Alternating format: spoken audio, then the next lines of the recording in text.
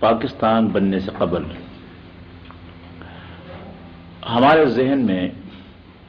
ایک خاکہ تھا مسلمانوں کے حقوق کے تحفظ کے لیے.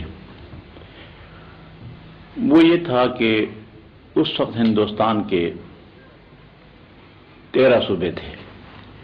6 صوبوں میں اکثریت مسلمانوں کی تھی اور 7 میں ہندو کی اکثریت تھی. تو اس طریقے سے ہمارا ایک فارمولہ جب ہند کا فارمولہ مشہور ہے چھپا ہوا اس زمانے کا کہ صوبائی خود مختاری مل جائے اور صوبے مکمل خود مختار ہوں. صرف 3 محکمے مثلا ڈیفنس ہے یا مواصلات ہے اور فارن افیئرز، یہ جو ہے مرکز کے ساتھ ہوں اور باقی صوبے خود مختار ہوں. اس کے ساتھ ساتھ مرکزی پارلیمنٹ میں تناسب نمائندگی کا اس طرح ہو کہ مسلمان قوم اور ہندو یہ دونوں اکثریتی اقوام شمار ہوں گی اور ان کا تناسب جو ہے وہ 45% پارلیمنٹ میں ہوگا اور باقی 10% وہ دوسری اقلیتیں ہوں گی. تو اس طریقے سے خیال یہ تھا کہ ہندوستان ایک بھی رہے گا اور مرکزی پارلیمنٹ میں جو حقوق کے ضائع ہونے کا خطرہ تھا وہ بھی ٹل جائے گا اور صوبوں کی خود مختاری سے باقی مسلمانوں کے مسائل جو ہیں وہ بھی حل ہو جائیں گے. اور یہ تجویزیں جو ہیں بہرحال اس وقت ذہن میں ابھرتی تھیں. چنانچہ ایسا بھی ہوا کہ جب شملہ کانفرنس میں وہ ایک وفد آیا تھا لارڈ پیتھک لارنس کا یا سر اسٹیفورڈ کرپس وغیرہ کا، تو ان سے جو فیصلہ ہوا تھا تو اس میں یہ تھا گروپ بنائے گئے تھے اے اور بی اور سی، لیکن پورے ہندوستان کو ایک رکھنے کا منصوبہ تھا اس وقت. اس کو مسلم لیگ نے بھی تسلیم کر لیا تھا اور کانگریس نے بھی تسلیم کر لیا تھا. غرض یہ ہے کہ مسلمانوں کے حقوق کے تحفظ کے لیے ہمارا بھی فارمولہ تھا اس وقت. یہ نہیں کہ ہم مسلمانوں کے حقوق کے تحفظ سے غافل تھے یا ہندو کے مظالم یا ان کی زیادتیاں جو ہو رہی تھی اس سے ہم مطمئن تھے. ایسی کوئی بات نہیں تھی. ہم بھی اس کا خیال کر رہے تھے لیکن ہمارا ذہن میں خاکہ اور تھا. جی اس کے بعد جب پاکستان کے لیے فیصلہ دے دیا اور پاکستان بن گیا تو پاکستان بن جانے کے بعد ایک قطعی فیصلہ تھا مسلمانوں کا. اور جیسے کہ جمہوری اصول یہ ہیں کہ میجارٹی کا فیصلہ جو ہے وہ لازماً تسلیم کرنا پڑتا ہے، تو ہم نے فیصلہ تسلیم کیا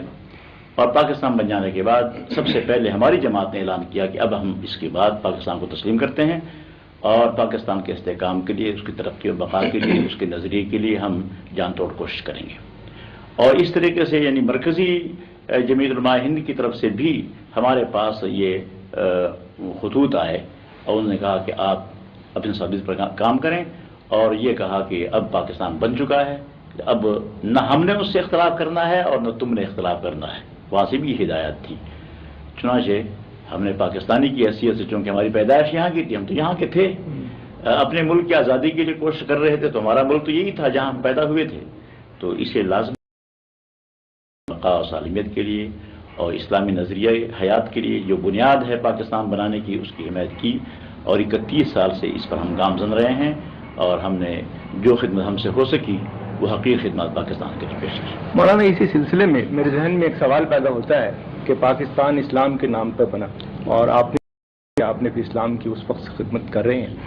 سوال یہ پیدا ہوتا ہے کہ اس پاکستان میں نظام اسلام کا معاشی نظام کیسے نافذ کیا جاتا ہے؟ اول تو وہ ہے کیا اور پھر یہ کہ اس کے کیا؟ اصل میں یہ ہے کہ پاکستان کے مسلمانوں نے پاکستان میں اسلامی نظام کی ترویج اس کی تنفیذ کوئی خاص توجہ نہیں تھی اور پتہ نہیں کہ اس میں رکاوٹ کون تھے. یہ ہے کہ جو لوگ مغربی تہذیب سے متاثر تھے اور ان کا ہولڈ ہے پاکستان پر پورا مکمل سیاسی اثر اور رسوخ انہی کا ہے، مغربی تہذیب سے اتنے مرعوب ہیں کہ اسلام کی طرف جانے کی ان کے قدم جو ہیں آگے بڑھ نہیں رہے. چنانچہ اسلام کا معاشی نظام اگر نافذ ہو جاتا،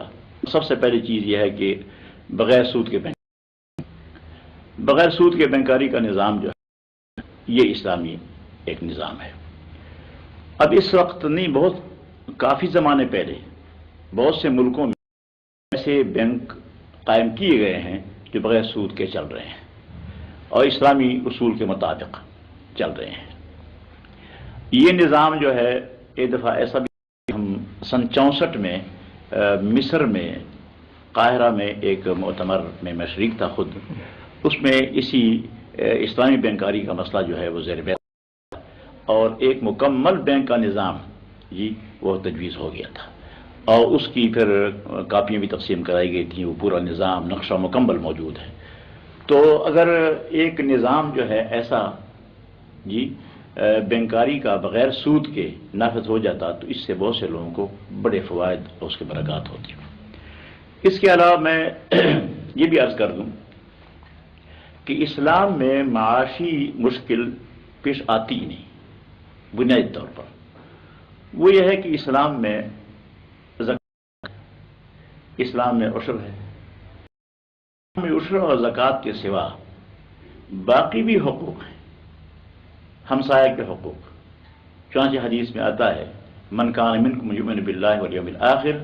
فلیحسن الی جارہ، کہ تم میں سے ایک جو آخرت پر اور اللہ پر ایمان رکھتا ہے وہ اپنے ہمسایہ کے ساتھ احسان کرے۔ ایک حدیث میں آتا ہے نبی کریم علیہ الصلوۃ والسلام نے فرمایا لیس المؤمن الذی یبیت شبعان وجارہ فی جنبہ جائع، کہ وہ شخص مومن نہیں ہے کہ خود اپنا پیٹ بھر کر سو جائے اور اس کا ہمسایہ بھوکے میں سویا ہوا ہو بھوکا، وہ مومن نہیں ہے۔ چنانچہ صحابہ کرام نے اس کی نظیر ہمیشہ پیش کی، مثالیں موجود ہیں اور قرآن کریم میں صحابہ کرام کی صفت یہ آئی ہے انفسہم ولو کان بہم خصاصہ، کہ وہ اپنے اوپر ترجیح دوسروں کو دیتے ہیں اگرچہ خود بھوکے ہوتے ہیں۔ اگر مسلمانوں کے اتنے بلند اخلاق ہوں جی کہ ایک شخص اپنے منہ سے نوالا نکال کر دوسرے کے منہ میں ڈالتا ہے اگر، اور کسی شخص سے دوسرے کی بیمائگی خستگی دیکھتی، اور مسلمان میں اتنا تعلق ہے، اخوت اور برادری کا تعلق ہے کہ وہ ایک دوسرے پر جان دیتے ہیں، تو پھر یہ اونچ نیچ کا مسئلہ ختم ہو جاتا ہے اور یہ معاشی کوئی مسئلہ ہمارے ملک پیدا نہیں ہوگا۔ ایک آدمی اگر کچھ اس کے پاس ہے وہ دوسرے کو کھلائے تو 50% سے زیادہ مسئلہ جو ہے ہمارا معاشی اخلاق کی بلندی سے، اسلامی اصول پر عمل کرنے سے حل ہو جاتا ہے۔ میں آپ سے یہ دریافت کرنا چاہوں گا کہ کیا اسلامی معاشی نظام میں صرف بلا سود بینکاری کافی ہے یا ربا کی اور وہ زیادہ ظلم کی شکل میں موجود ہیں اور عام آدمی کو زیادہ پریشان کرتی ہیں، تو ان کو کیسے دور کیا جا سکتا ہے؟ اور دوسرے یہ کہ ریاست پر بھی تو کچھ حقوق عائد ہوتے ہیں معاش کے سلسلے میں، مثلاً افراد کے روزگار کا حق ایسا کہ اگر کوئی بے روزگار ہو تو وہ اسٹیٹ سے عدالت کے ذریعے سے وہ حاصل کر سکے، لازمی ہو اس کے لیے، یہ بھی کچھ صورت ہے۔ تو یہ کس طرح سے آپ یہ صورتحال یہ ہے کہ اسلامی حکومت جو ہوتی ہے، حکومت کی ذمہ داری ہوتی ہے کہ کوئی شخص ملک میں بھوکا نہ رہے، اس کو زندگی کی ضروریات مہیا کی جائیں، یہ حکومت کی ذمہ داری ہے۔ چنانچہ آپ کو معلوم ہے کہ تاریخی واقعات ہیں کہ حضرت عمر فاروق رضی اللہ تعالیٰ عنہ نے اپنے دور خلافت میں آٹے کی بوری بیت المال سے اٹھا کر گھروں تک خود پہنچائی ہے، اور آپ نے فرمایا ایک مرتبہ کہ لو مات الکلب جوعا علی شط الفرات